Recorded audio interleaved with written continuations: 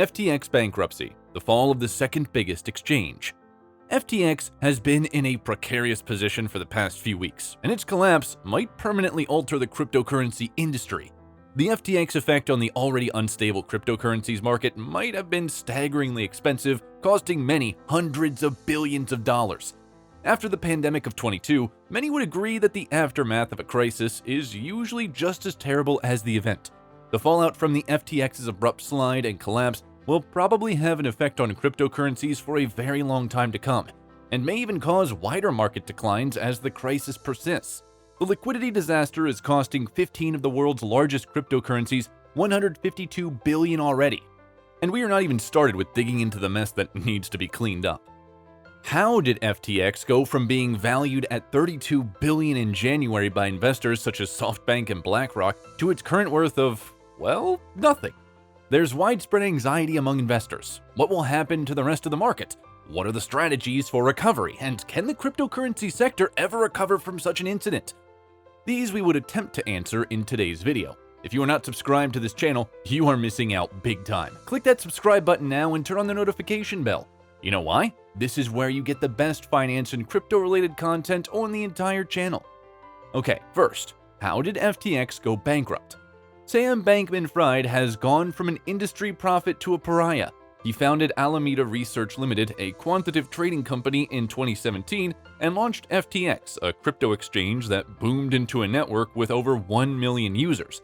It became the largest crypto exchange by volume in 2021. According to Politico, Bankman-Fried gave $10 million in initial funding to Protect Our Future PAC in 2022 to assist lawmakers who play the long game on legislation in areas like pandemic preparedness and planning. He also actively lobbied against Congress to pass the Digital Commodities Consumer Protection Act, or DCCPA, which takes the most practical approach to digital asset oversight and has been beneficial to FTX, but detrimental to the industry as a whole, especially its decentralized financial rivals. Additionally, Bankman-Fried, also known as SBF, was recently hailed as an industry white knight for saving crypto services companies like BlockFi and Voyager that had fallen victim to the crypto virus last spring. The empire he constructed, which made many compare him to financial heavyweights like John Pierpont Morgan and Warren Buffett, came crashing down in less than a week. A run on deposits left FTX with an $8 billion shortfall, prompting the company to file for bankruptcy. Now, the harm has rippled throughout the sector, causing other cryptocurrency businesses to collapse and wildly spreading skepticism toward the technology. Before this happened, Bankman-Fried met with numerous CEOs in Nassau, the capital of the Bahamas, to determine how much outside cash he would require to make up FTX's gap. This happened after customers' withdrawals spiked as a result of Changpeng Zhao, CEO of the largest crypto exchange in the world, Binance, saying Binance would sell its entire stake in FTX's digital token, worth at least $580 million, due to recent revelations. During the meetings, the heads of the company's regulatory and legal teams were shown several spreadsheets by Bankman-Fried that showed FTX had transferred roughly $10 billion in customer monies from FTX to Alameda.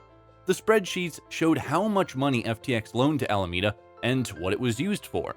According to sources, the paperwork revealed that between $1 billion and $2 billion of this money was not listed among Alameda's assets. The sources claimed they have no idea what happened to this money, and the spreadsheets did not show where it was moved. Following an investigation, FTX's legal and financial teams discovered that Bankman-Fried installed a backdoor in the company's accounting software. FTX issues were primarily caused by losses at Alameda that the majority of the cryptocurrency exchange's executives were unaware of. In addition to the missing funds, the company filed for Chapter 11 bankruptcy protection on November 11 in the Delaware Bankruptcy Court. Jay Hatfield, the CEO of Infrastructure Capital Management in New York, had this to say: "The shock was that this guy was the face of the crypto industry, and it turned out the emperor had no clothes. And I think that the real risk moving forward is confidence is lost in an asset class that's not backed by anything, and that'll be something that has to play out." The Securities and Exchange Commission and the Justice Department began looking into him. His $32 billion company filed for bankruptcy. Almost his entire valuation as one of the richest people in the world had vanished. Shortly after, SBF announced his departure, handing the reins to John J. Ray III as the new CEO. According to the company's new CEO, Chapter 11 encourages a restructuring to pay off creditors, in this case, largely investors' claims. The bankruptcy process will be handled with caution, accuracy, and transparency, and Bankman-Fried would stay on with the business to make sure the transfer went without a hitch. In addition to FTX.com, FTX.US, and Alameda Research Limited, there are roughly 130 more linked firms and a group of companies involved in the bankruptcy proceedings. LedgerX LLC, FTX Digital Markets Limited, FTX Australia Party Limited, and FTX Express Pay Limited were among the FTX entities that weren't included in the proceedings. Although it is well known that FTX transferred customer monies to Alameda, this is the first time the lost amounts have been mentioned. The collapse of FTX will continue to have many implications where the entire digital asset market is concerned.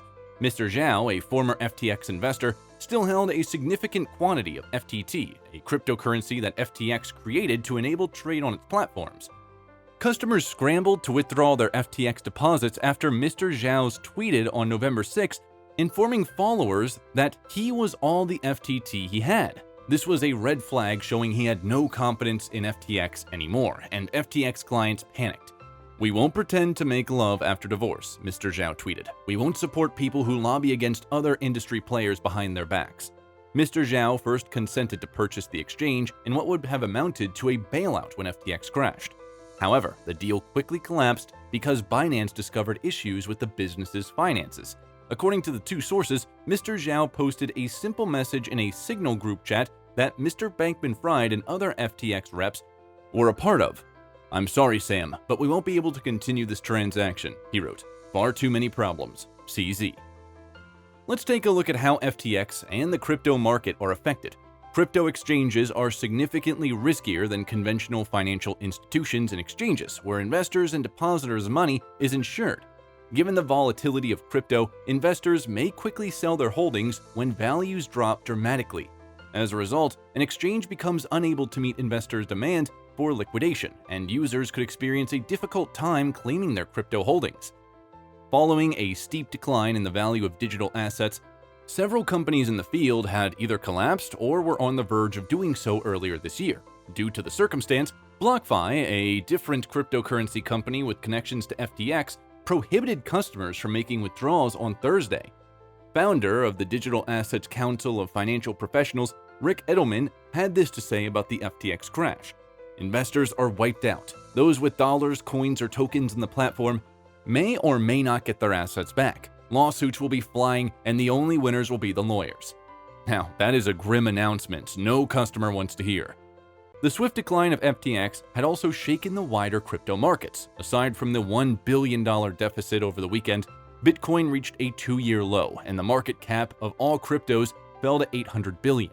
The majority of analysts predict that the short recovery will take some time, and investors may experience additional suffering shortly. This occurrence, in Edelman's words, will deepen the crypto winter and postpone the cryptocurrency market's recovery by many months. Pablo Bonjour, a managing partner at the restructuring company Mako, claimed that this might also present a chance for other trades. Crypto prices will continue to go lower with another wave of selling.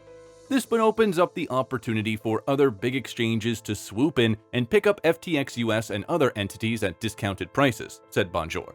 The prices of Bitcoin and other digital currencies have decreased, and businesses that supported FTX are writing down investments. Politicians and government officials are pressing for tighter regulations on the unwieldy sector. FTX announced on Saturday that it was transferring as many identifiable digital assets as possible to a new cold wallet custodian, which is essentially a method of offline asset storage devoid of remote control. With few conditions, venture capital firms and investment funds lavished over $2 billion on FTX. They are now being questioned as well. A number of the sports-related deals that FTX had gone into are now in jeopardy.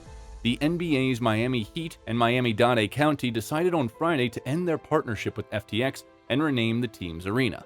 Mercedes announced earlier on Friday that it will immediately take the FTX badges off of its Formula One vehicles.